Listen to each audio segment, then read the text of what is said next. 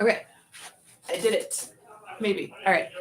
Bear with me as I adjust, figure things out, work on the camera angle. I am doing this from Firefox Mobile on my phone, so I cannot really see comments. I'm going to try and check as I go along. I attempted to stream a few minutes ago, and everything that could go wrong did. Apologies for the sound outside. My partner has friends over, and they're doing board game night, and they get really loud. There's nothing I can do about it. Apologies. Hello, everyone. Rosa and Natia here, and welcome to episode 12 of Tea and Tutus, our very first time going live. Be sure to hit those like and subscribe buttons. I've learned how to work on settings, and now you can only comment on live videos if you've been subscribed for at least 12 hours, because some random people hopped on and things got a little wacky. I also broke the plate for my lovely cup here, unfortunately, and I will be looking into investing in a nicer tea set and won't have so many issues with, excuse me, all this mess.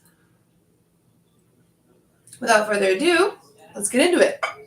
Last week, I talked about modifying my old Katara cosplay that I had worn for New Year's Eve, and I have that with me here because a lesson was learned today with this lovely lady. So the posts on Instagram showed me redoing this using my favorite tool, which is what I always use, which is my trusty hot glue gun. And, well, today I had to finally come to the realization that that doesn't always work. The second I stepped out of the car, everything started falling off. Everything started falling apart, as it does.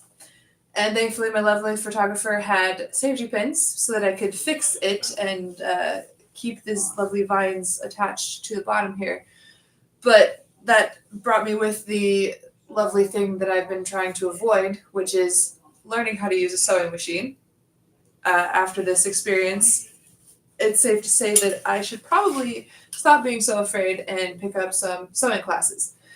That's what I'm going to do. Because while the shoot did turn out okay and everything worked well, and it's just going to fall off the hanger there, I would like to fix the bottom of this and actually sew these lovely vines on, or even sew the hem up and fix it so it's not so messed up, because this dress was bought a size too big when I got it at the time, and it was actually way too long. I cut off a good 2.5 inches, I think, off the bottom of the hem here, and it still covers touches the ground. So I will be looking into local sewing classes, and that will be great content for a future episode, I'm sure. With that being said, I was going to also bring on my other Katara cosplay that I had done, which is, I have the skirt here, which is based off of one singular photo from the Legend of Korra series. And that is the photo of her and Aang as adults.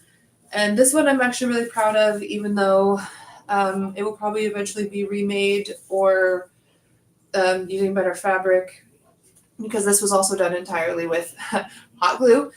But it has stayed together better than our vines there. But working with fake fur, I have realized, is just a pain in general, but it worked really well with the hot glue gun with this guy, with gluing it to the fabric because it wanted to stay. This part here on top is fabric paint, which I don't like fabric paint. I know that it's obviously made differently and to stay better, but I've had better luck with acrylic paint on fabric, if that makes sense. I know that it's not meant for it at all, but I don't like using fabric paint. It takes a lot longer to dry, but it worked. It turned out good, but it did take several coats for it to get this color, this white here for the skirt. Same guy with this here. This is glued to the shirt that I just had picked up. I am looking at it now and realizing, yeah, that'd be better if it was actually sewn down. It really would. But this is also fabric paint here. Again, the fake fur is glued on as well, but I've had no issues with it coming off or anything. This is more fabric. that's been cut and glued. The belt here was just something I had to order offline. I originally was going to have a friend who's a leather worker, make the belts based off the photo. But I had to order this last minute for the convention. So hopefully my leatherworking friend can eventually make the actual belt that's shaped like she has.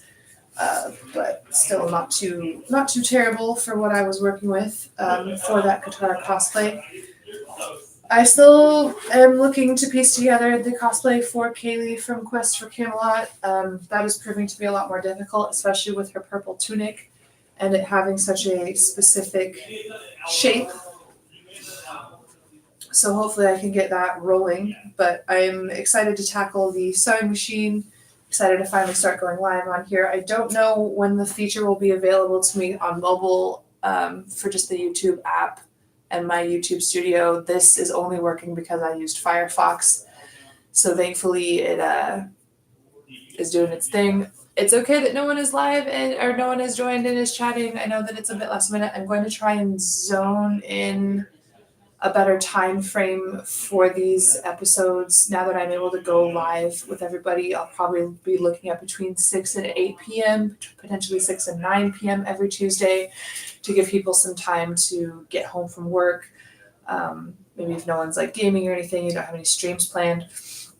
As well as now that I can go live, I can also invite people to come on live with me with YouTube, I believe. I don't know. I still have to look into a lot of things. Still looking into getting potentially a different type of camera and setup, as well as being mic'd up myself. Excuse me, I'm just going to check our time here. We're doing great. Awesome. Okay. So still working on tweaking everything, but finally excited to go live. I'm a lot easier to, excuse me, I said that wrong. I find it easier to speak at the camera when I know that it's live versus doing a pre-recorded video. I don't know why. It's always been easier for me, especially like recording things on Instagram, which when they changed, I'm so sorry. This reminds me of when Instagram changed their rules of when you could do live videos as well.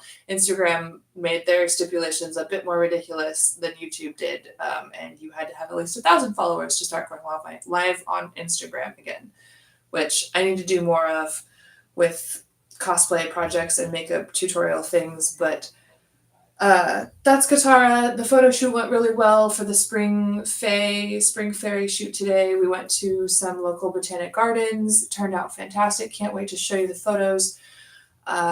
Still have plans for Kaylee from Quest for Camelot. I would love to do a Bridgerton Regency era type cosplay. I just finished season 4, which is that show has me in a chokehold. I didn't even want to watch the dang thing. I had exclusively watched Bridgerton through reels on Facebook before I finally bit the bullet and just watched the show. So I have been looking at dresses and options for Regency era type cosplays. I found one that would work really well for Espeon if I finally could get new ears, because unfortunately the ears that I have with my Espeon cosplay have been lost. It happens. I've been in touch with an artist that commissions and makes ears, so potentially be doing that. Also, Ariel from The Little Mermaid. I saw a dress that would work really well that mimics her pink dress from the movie. So Bridgerton cosplays potentially. Definitely still doing Kaylee from Quest for Camelot. Very excited for that. Again, I'm having trouble finding a tunic for that when piecing these things together. But again, as I said at the beginning, I need to start learning how to use a sewing machine so that I don't have cosplays falling apart as I arrive at the photo shoot. Hot glue works for some things, not everything. I know also probably once I learn how to use a sewing machine, I won't be relying so much on the hot glue as I have been. There was a video I'd watched from another cosplayer on Instagram and them explaining that physical bonds, like with sewing, are better than chemical bonds. And my top comment up there is, of course, you can pry my glue gun from my cold dead hands. But I really do need to start branching away from that, at least looking into hand sewing things. That actually was the original plan with those vines on this dress, was to use hand sewing, at least a few of the pieces instead of using hot glue. But I don't have a sewing kit right now. It's not an excuse. They're like $2 at Walmart. I need to go buy one, whatever's closest or whatever local shop is. I know that there's local places around where I'm at that have all that stuff. There's craft stores and things. So that's that for this episode. I have the photo shoot, Katara, all those things. I am wrapping up here. What are we time at? Perfect. Over 10 minutes. That's great. I've been doing a lot better with length as well. Thank you for tuning in. It's okay if you missed the first live stream. Don't worry about it. Thank you, everyone, for getting me to 50 subscribers. It means the absolute world to me. Still figuring all this out. Still finalizing and tweaking things, looking into backdrops and all that jazz. I might even start a wish list for some of these items. I'm not sure yet, but thank you, everyone, again. It means the absolute world to me that everyone is subscribed to get me to this point. I didn't think the channel or the talks would take off at all, starting them up again, so this is really cool. Hopefully I will have some guests sign up for the next couple weeks. I do have signups open for episodes 13, 14, and 15. So just let me know if you're interested. I will look into bringing you on live with YouTube if that's an option. If not, we can do something pre-recorded as well. So just let me know. And thank you all so much again. And I'm sorry for how clunky this is because I'm figuring everything out. But thank you guys. Bye. Oh, and end. Bye.